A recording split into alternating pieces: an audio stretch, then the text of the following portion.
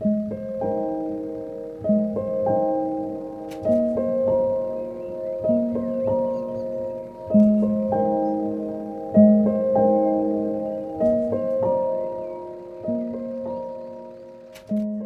anava a Canita, i ja vaig néixer a Sarracó. El meu pare era de Sarracó, llavors me vaig casar, me vaig anar a França, però que la nostra casa era aquí, i sempre he estat a Sarracó. Bueno, pues soc Ana Catalina de Sarracó, i me diuen Ana Catalina de Pont de Munt. He viscut a Sarracó tota la vida, he nascut aquí. Bueno, jo som de Geroni Gelabert, me diuen del Pla de Moner. Vaig néixer a Sarracó i quan era joveneta també vaig anar per França. Fins que me vaig casar vaig estar a Sarracó i després me'n vaig viure a Palma 40 anys. Em dic Margalida Ferrà, jo no vaig néixer a Sarracó, jo vaig néixer a Palma, però sempre he estat en contacte amb Sarracó. Vaig posar a festejar amb un jove d'aquí i ens varen casar i de llavors s'ha vist que a Sarracó. Jo me dic Fina Rosa i vaig néixer a Santa Catalina i després, al cap d'un parell d'anys, vaig venir aquí cap a Sarracó i aquí tenia la meva predina, que era d'aquí de Sarracó, i mon pare. Mon pare també era de Sarracó. Bueno, jo soc Isabel Anna, vaig néixer a Santa Catalina també i ara fa 30 anys que visc aquí a Sarracó.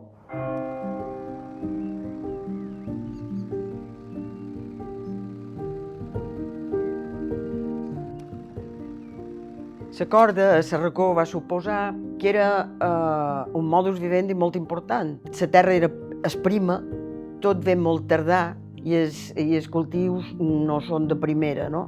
I la gent necessitava entrar d'obbers d'altra manera, hi havia gent, se guanyava la vida d'una manera que pogués aportar un d'obbers. A Sarracó hi ha molta pauma, hi ha molta garballó. Se feia molta corda perquè no hi havia feina. Aquí no feien res més que corda. Les lletres no l'han conegut, només els pagesos. Sí, hi havia gent que arreglava senalles, els pagesos. Sí que per arreglar qualque cosa sí que sabien, però no eren mestres. Que jo recordi feien només la corda. Corda. De matí, a l'hora baixa, nosaltres anàvem a l'escola, berenaven i llavors si no havien d'anar enlloc, corda. I tenia importància perquè no hi havia molt d'entreteniments. El procés de la pauma, el mes de juny i juliol, se'n solien anar a la muntanya. Se n'anaven ben de matí, a les 4 de la nit, perquè han de rebassar la palma i el feixuc. S'ha més aviat ho feien els homes. I aquesta palma la t'endús a que teva, l'has de deixar assecar. I els abordaven un puesto que no hi hagués humitat. En els 25 dies, més o menys, són blanques. Agafaven el manat de palmes, els banyaven, els ensofraven. Unes alfabis amb foc i sofre i els posaven a damunt perquè fes fum i el fum els emblanquia. Després els atreien. S'han de fer brins. Hi ha una feinada de treure brins i brins i brins i brins i brins. Has de començar amb un bri i vas passant. I feia la corda. I les 6 ja tocaven les Ave Maries i sopaven, i sopaven prest en aquell temps. Se reunien totes i feien corda. I cada barri tenia una casa o dues que feien la vetllada. La vetllada se conté en reunir-se al veïnat i seure a vora una taula que se diu la repassadora, xerraven i feien corda i claro, passaven la vetllada i antes d'anar-se'n a jeure, totes, qui més qui menys, se n'anaven la dotzena feta. L'endemà de matí la gent estirava, les dones, estiraven el fil, estiraven molt perquè retés més, saps? I per atreure més d'obbers. I els duien a vendre a la botiga del poble, o a les botigues. I canviaven per menjar. Era una manera de poder comprar coses. Que en la corda així mateix no s'alimentava. A Sarracó, quasi, tothom feia corda per menjar. Jo, la mama m'enviava a Can Brillo i me donava una dotzena i me deia, du un pa. I l'endemà me dèiem, més se cerca amb una dotzena d'un litre d'oli. No podíem fer res més. No hi havia res, això és que no hi havia cap cèntim. Hi havia pot menjar també. No hi havia hotel, no hi havia res, és l'única manera de guanyar per la vida. A posta molta de gent se'n va anar a França. Tot era molt de subsistència. Mallorca era... I la banda d'aquí, ja vos ho dic, encara més.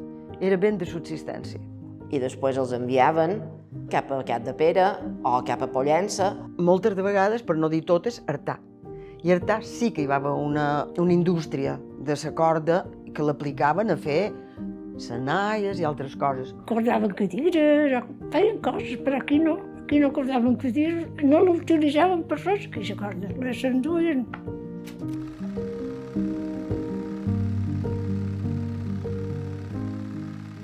El món de la corda, la dona tenia una importància. La gent no tenia pensió a estona. Les padrines no en tenien. I això pues, els ajudava. Totes les dones sabien fer corda. No vaig veure molt d'homes que en fessin de corda mai. No vol dir que no n'hi hagués qualcú, eh? Però els homes no volien fer massa corda. La feien més gruixada, per fer massa llenya, per fer traves a les cabres. Ella feia corda i per ella viure, però l'home anava a fer feina.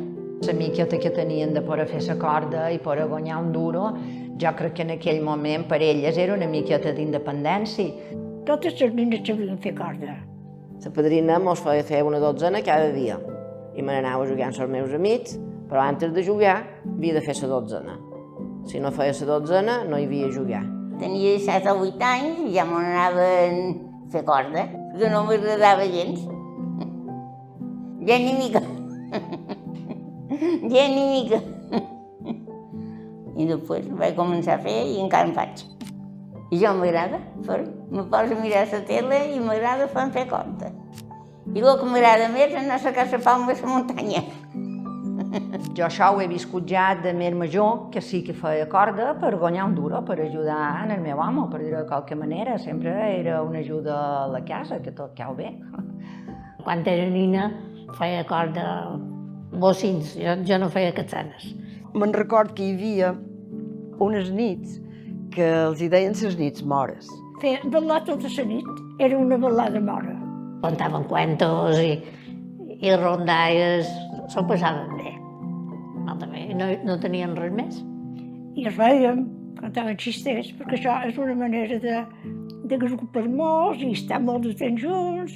Aquestes nits eren molt importants per les al·lotes i els joves tenien una manera de conèixer-se, uns intercanvis. Anaven a ballar i a festejar i feien corda.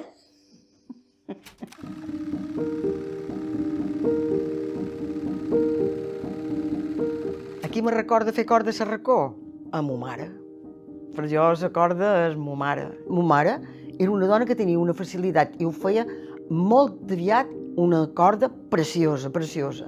Pues la meva padrina, perquè ja estaven els padrins. La meva padrina ajudava les padrines camp. Però llavors, quan venia, ja se posava de corda i feia corda per ballar i feia corda sobre baixa si no se n'anava. A mi qui me recorda? A la padrina. Perquè ella era la que duia tot el merder, tot el tango, diguem, de la corda d'aquí, de la Racó. I no Ramona, és la meva padrina. Que ballaven elles dues, totes dues, i feien tot callar-hi fins a les 10 a les 12 del vespre. Jo me n'anava a dormir cada vespre amb ella. Jo, la meva padrina. La meva padrina me recorda, sempre la veig a Vall d'Esparxa fent corda. A més, era una dona molt bona dona. Ja dic una cosa, jo de vegades ho dic als meus fills. Mos divertíem molt, que llavors tothom sortia la gent i feien unes rialles que no te pots imaginar. I no gastaven un cèntim. Molta de gent hi havia. I que seien a les portes de les cases, tothom, i feien corda de fora. Ja no se fa. Ho duies a les botigues, te'n ponies a les botigues. La Racó ja no... La Racó ni per lloc, ja no és igual que antes. Perquè la gent de les televisions, tant que escoltes la televisió, ja no xerren el veïnat. Sí, ha canviat la Racó. El doble. Ara no saben estar. M'han de fer corda amb un nin, o llegir. Ordenador i maquinetes. La joventut d'ara no és la joventut d'un temps. Ja no te poses a fer feina de petita. Però la vida evoluciona i hem d'evolucionar amb ella també, no queda més remei.